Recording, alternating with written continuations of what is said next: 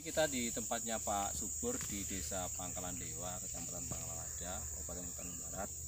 Beliau adalah salah satu petani vanili yang sukses di belum sukses di Ketawaring Barat khususnya.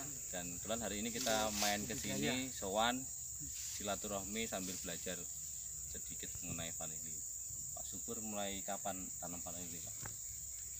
Ini tahun 90 saya bawa bibit dari Salatiga tahun 90. Dulu.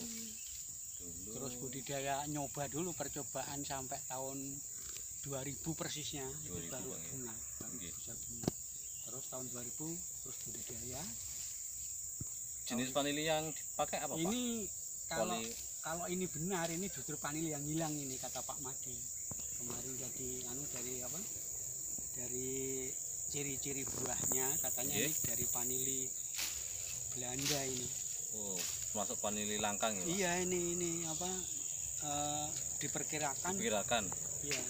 Mau dia kandungan anunya mau di unsurnya vanili mau dilabkan sama Pak Madi, jadi biar jelas varietasnya apa ini. Tapi ciri-ciri fisik buahnya katanya gitu. Jadi vanili yang sudah hilang ini. Berarti termasuk langka di Indonesia ya, Pak? Iya, ini tinggal ini kurasa ini sama. Kalau yang di Ketawaring Barat, Pak, selain Pak Subur ada petani lain nggak, Pak, yang nanam? Yang baru nanam itu Pak siapa? KTNA itu Sarian. Pak Sarian di Kubu nggih. Iya, di Kubu. Ada 1000 dia beli bibit. 1000 bibit dari sini, Pak. Ya, tapi belum produksi ya, Pak? Belum, baru beberapa bulan. Anggota KTN saya kesini main, saya kasih dikit-dikit ada. Tapi kalau yang seperti ini ya baru saya nggak pada tertarik malah. Iya, lebih ke sawit ya, Pak? Iya. Jadi yang tertarik orang lain malahan. Iya, orang jauh-jauh. Ya.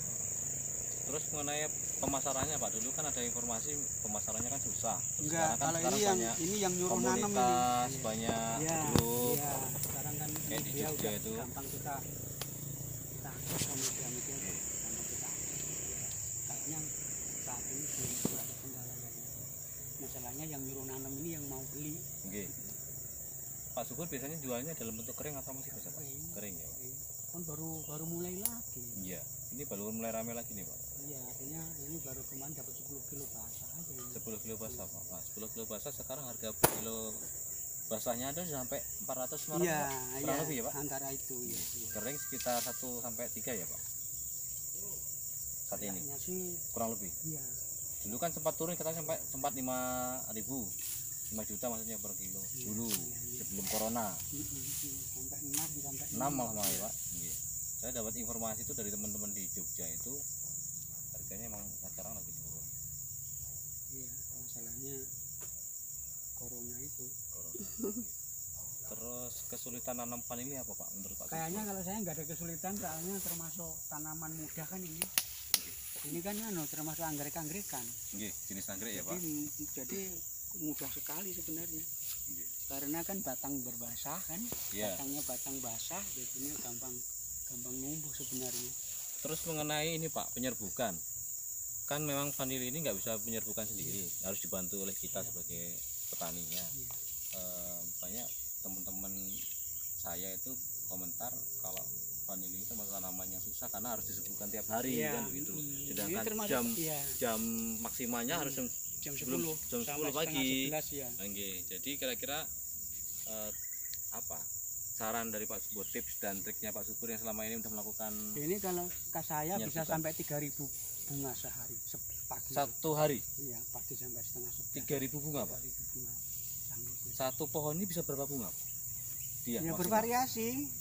Antara rata-rata yang pasti setiap tandan itu setiap hari satu tandan satu nggih? Satu bunga. Satu bunga. Nanti kalau ada 2 berarti besoknya nggak mekar ya gitu. Oke. Jadi yang lain berarti kan? Gitu aja.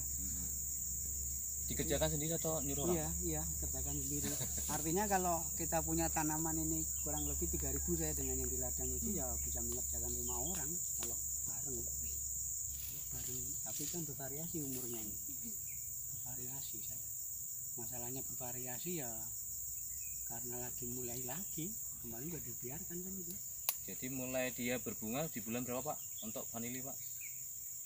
Ini kemarin saya bulan 10, jadi akhir ini bagus ini kayaknya ada kemungkinan satu itu, kedua naungan rasa ini.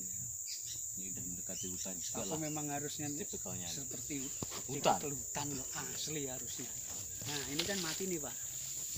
Ini mati Ya, tapi kering ini ya, masih Pak. seger ya. Iya. Ini Berarti ini seger ada ini. kemungkinan juga. Iya Oke. gitu. Makanya saya ya namanya sambil belajar Percobaan. juga sekarang. Artinya kan. berarti tiap daun ini enggak tentu ada bunganya ya, Pak? Ini ada caranya sekarang.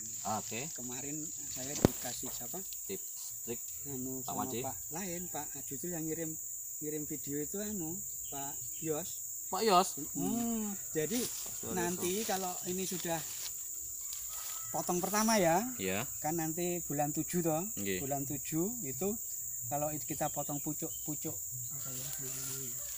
Nanti bisa saya kasih yang ada ininya. Nah, ini contohnya mungkin gitu kan. Nah, ini nanti kan kalau bulan 7 pertengahan, saya kemarin bulan 7 pertengahan untuk memutus pertumbuhannya kan dipotong loh untuk supaya Berbuah. berbunga. Berbunga ya. Nah, kemudian setelah berbunga, mau potong di sini, mau potong di sini. Oke. Nanti setiap 2 hari kita potong ini. Dia kayak Kita hilangin anunya. Stressing lah. di stressing ya, Pak? Stressing Oh, namanya. jadi dia biar biar turun tuh anunya, Iya. biar keluar terus. Itu Getahnya. katanya yang di video itu bisa banyak dia. Oh, gitu. Bunganya. Tapi kalau begitu cepat mati itu. Iya. Pasti cepat Dipaksa mati. dia berbunga Mm-mm. tapi juga cepat mati, Pak. Soalnya pengalaman yang satu pohon belasan tandan itu Tandan. jelek. Ini di sini nih contohnya ini. Tapi fotonya ada. Berarti semakin banyak tandan belum tentu Iya, bagus ya, Pak? Jadi kualitas buahnya enggak bagus. Iya. Jadi ini beberapa hari saya itu enggak belakang ini makanya Sampai ke seluruh ke bawah-bawah ya, Pak. Wah, Jadi tetap harus dicek minimal lah, kontrol kontrol. minimal seminggu sekali harus tembus Pak. Minimal tuh, Pak. Iya kalau udah begini soalnya surutnya cepet banget. Iya. Apalagi kondisi Minimal musim seminggu hujan tembus gini, Pak, ya? semua. Iya kita cek semua. Ini loh ini kecil-kecil sayang pada banyak sekali ini. Oh ini loh Pak, ini yang banyak ini bukan itu ini. Nah ini bekasnya. Jadi ini teman-teman Ini sempat sampai berbuah sini, sampai ini nih. belasan tandan dalam satu batang. Mm-mm. Cuman menurut pengalaman Pak Subur yang paling bagus itu adalah maksimal biasanya kita sisakan 5 lah ya. Harapannya dengan 5 itu benar-benar dapat hasil yang maksimal. Kita biarkan belasan tandan itu hidup atau berkembang, tapi kemudian hari justru yang kalah adalah batangnya atau indukannya. Buahnya juga nggak terlalu besar ya, Pak ya. Maksimal ya, Nggak Pak. maksimal. Dari sini ini Pak, ini ke sini ini sampai sini satu jalur ini. Iya. Ini sampai sini ini. Berarti udah bolak-balik nih, Pak. Iya, ini satu jalur ini. Nih, nih. Nah, sekarang hujan berarti di rumah. Yang bagus tadi. Mm-hmm. Nah, selain dari proses dan pengirian tadi, maksudnya untuk mengidentifikasinya. Mm-hmm. Oh, minyak kita ini kira-kira bisa diminati oleh pembeli tadi gitu loh, Pak. Mm-hmm.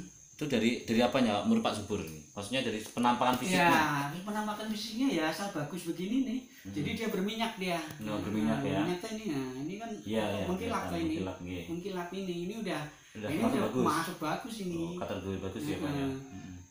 Nah, Bukan dia kering terus bukan ya, pertama umur berarti kan. Ya, umur tanaman ya. Umur buah minimal 8 bulan. Nah, Ya. tuh. Kalau udah umurnya begitu jadinya begini-begini, padat dia. Iya. Padat dia. Jadi semacam masak pohon, matang pohon bener ya, Jadi Pak ya. dia udah padat. Kan kalau masih muda berarti air isinya. Iya. Nanti dia nggak padat begini, habis kayak apa ya? Kayak batang padi itu loh. Padi remek dia. Apa namanya? Kopong gitu loh. Kopong dia bijinya kan belum terbentuk. Iya. Jadi itu Pak ya. Hmm.